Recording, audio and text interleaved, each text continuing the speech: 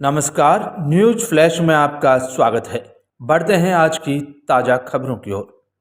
मुजफ्फरनगर के महावीर चौक स्थित समाजवादी पार्टी के जिला मुख्यालय पर समाजवादी पार्टी प्रत्याशी हरेंद्र मलिक और गठबंधन के नेताओं ने मतगणना से पहले की संयुक्त प्रेस कॉन्फ्रेंस प्रशासन से निष्पक्ष और शांतिपूर्ण मतगणना की अपील की है। प्रत्याशी हरेंद्र मलिक ने कहा कि इलेक्शन कमीशन ऑफ इंडिया के नियमों के तहत प्रशासन मतगणना कारण और हम भी इलेक्शन कमीशन के निर्देशों का पालन करेंगे।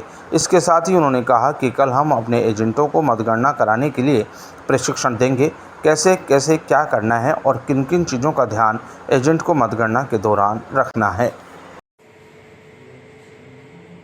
पहले गिनेजाइज की गिनती पहले शुरू होगी और जब साधारण मशीनों का शुरू होगा तब भी हर राउंड नेट पर चढ़ेगा, घोषणा होगी जब दूसरा राउंड शुरू होगा, वहाँ गिनती भी नेट पे होगी। हमने आप लोगों को तकलीफ इसलिए दी है कि लोकतंत्र जिम्मा है, इसके लिए प्रेस तंत्र की बड़ी आवश्यकता है। आपसे हमें मदद की जरूरत है। हम जानते हैं आप काउंटिंग हाल में नहीं जा सकते, और हम ये भी जानते हैं आप पर आप जा सकते हैं। हमारी बात आप पूछ सकते हैं, उठा सकते हैं। आपसे प्रार्थना है हमारी कि हमारे हित में ही, दीपक जी के हित में भी, समाजवादी पार्टी के हित में भी, इस देश के संविधान को बचाने के हित में, लोकतंत्र को बचाने के हित में आप ये सवाल जरूर कीजिए। हम चाहेंगे कि गाइडलाइन का अक्सर से पालन हो। पहले पोस्टल बैलेट खुले, वे जैसा कि आदरणीय विधायक जी ने कहा, सैनी साहब ने, प्रमोद जी ने कहा, दिया भाई ने कहा, सुबोध जी ने कहा कि उनको नेट में चढ़ाया जाए। दूसरा एक राउंड पूरा होने के बाद दूसरा राउंड खोला जाए। ये कह रहे हैं कि जो सरकारी मशीन है वो एरोटेशन पर कैलकुलेटर रखेगी, परंतु हमारा आदमी नहीं रखेगा। इनका आदमी प्रोफेशनल है, पढ़ा लिखा है, बैंक का आदमी लगा हुआ रोज कैलकुलेशन करता है, हमारा आदमी घास काटता है, दुकान करता है, रक्षा चलाता है, पत्थर तोड़ता है, वो 14 टेकिंग कैसे जोड़ देगा? तो ये टैक्टिस है, डिले टैक्टिस, ताकि जो 2 बजे तक काउंटिंग पूरी होनी है वो शाम को 2 बजे तक, रात के 2 बजे तक चली जाए। ये तय है कि हम नियमों का उल्लंघन नहीं होने देंगे। और नियम यह है कि पहला राउंड जब पूरा हो जाएगा तब दूसरा राउंड खुलेगा। तो उसके लिए त्वरित कार्रवाई हो सके, समानता का व्यवहार मिले सबको, लोगों को, कर्मचारी और अभिकर्ता के साथ समानता का व्यवहार होना चाहिए। अगर उसका कैलकुलेटर है तो निकल कैलकुलेटर पहले हमारा आदमी कहेगा हमने जो भी नहीं, तो ये विवाद उत्पन्न करने की उनके प्रयास। जिला प्रशासन से अपेक्षा है, जैसा उन्होंने आश्वस्त किया है हमारे प्रतिनिधिमंडल को, कि वो निष्पक्ष रहेगी, निष्पक्ष दिखाई देगी, भ्रम की स्थिति ना रहे। और अब तो बहुत सीधी सी बात है, अब कोई गिनती तो होती नहीं, गिनती तो 1600 वोट की 3000 कुछ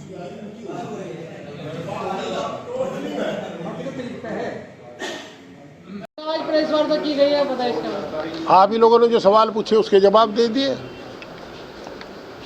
क्यों जरूरत पड़ी जी वार्ता करने की? अरे भाई, जिस काम के लिए 2 साल से लग रहे थे, परसों को उसका रिजल्ट आएगा। तो देखिए, हमने खेत कमाया, फसल बोई, अब उस कमाई को कोई दूसरा ले जाने का प्रयास करे तो स्वीकार्य नहीं है। हम लोग किसान हैं, मजदूर हैं, छोटे दुकानदार हैं।